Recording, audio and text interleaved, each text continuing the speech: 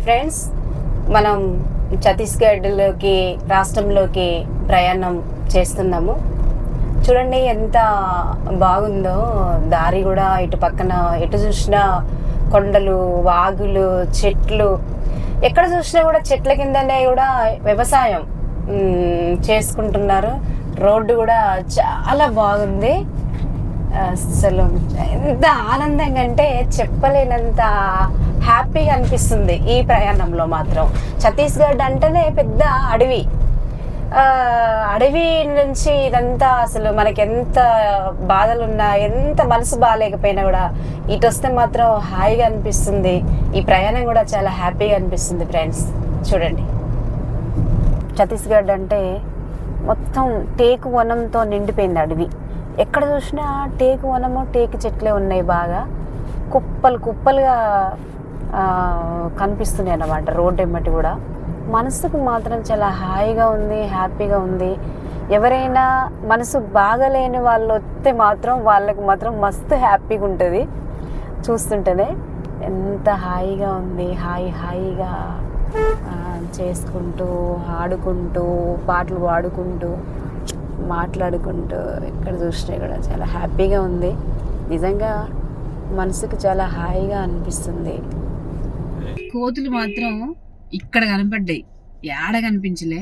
ఇటు కోతులను కూడా చంపుకొని తింటారట, అందుకే కోతులు ఎక్కువ ఉండవు ఇటు. ఇక్కడ కనపడ్డాయి కోతులు. అంటే కొండ ముచ్చుల్ని, కోతుల్ని కూడా చంపి కాల్చుకొని తింటారట ఈ ప్రాంతంలో. అయితే జనరల్గా మనకి ఎక్కడ ఎదురవ్వలే కానీ ఇక్కడ ఎదురైనాయి కోతులు. ఇది మొత్తం సింగిల్ రోడ్డు, డేంజర్గా ఉంది రోడ్డు మాత్రం.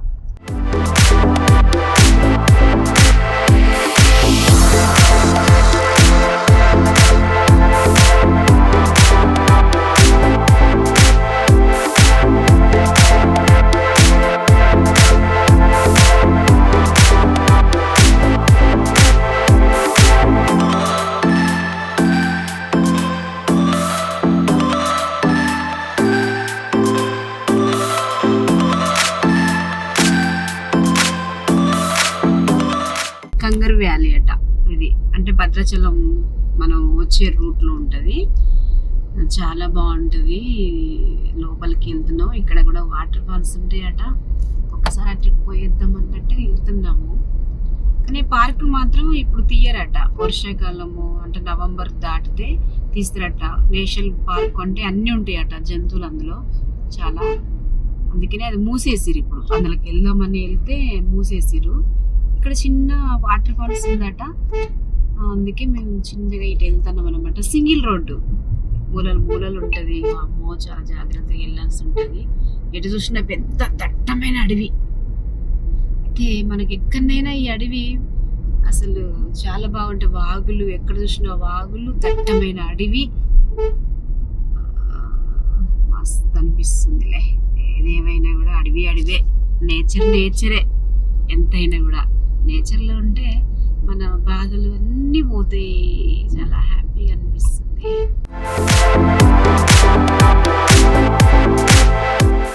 ఇది పరిస్థితి. ఇక్కడ రోడ్డు చూడండి ఎట్లా మూలలు ఉందో.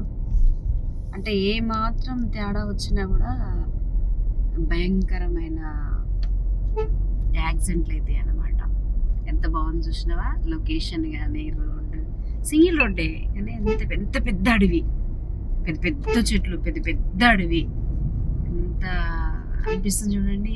ఇక్కడ మూల మళ్ళీ అంటే కొద్ది దూరం పోగానే ఏంటంటేనే మూలలు వస్తున్నాయి అన్నమాట. చాలా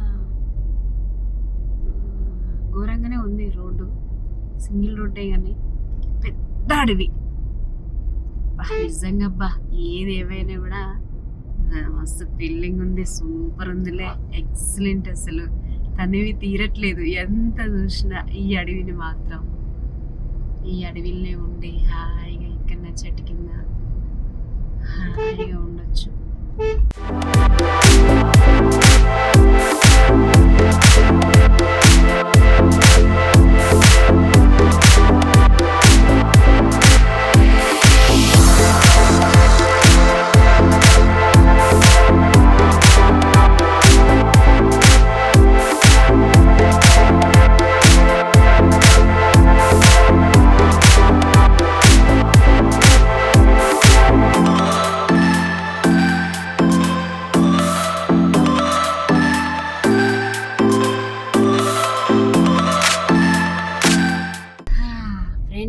వాటర్ ఫాల్స్ అట. వావ్ వావ్, ఇప్పుడు ఈ వాటర్ ఫాల్స్ కాడికి వచ్చేసినాం. ఇక్కడ దిగుదాం, ఇక్కడే.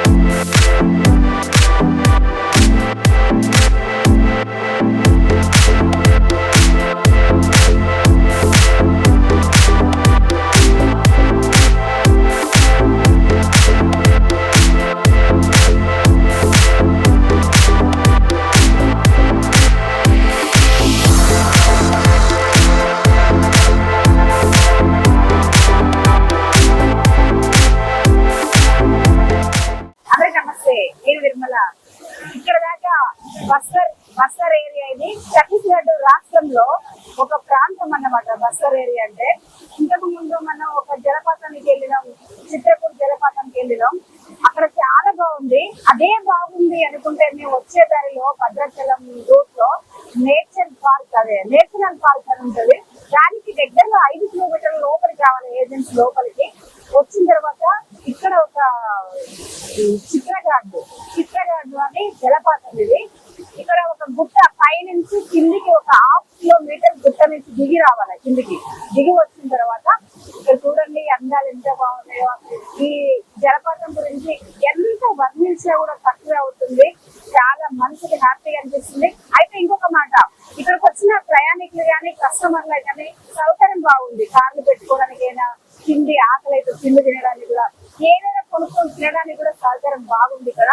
అంటే ఇక్కడ ఏజెన్సీ అడవిలో ఉందన్నమాట. ఇది దగ్గర పక్కన కూడా ఏ ఊర్లో లేదు. చాలా బాగుంది. మనం చూస్తున్నాం కదా ఎంత బాగుందో. అమ్మో పక్కనే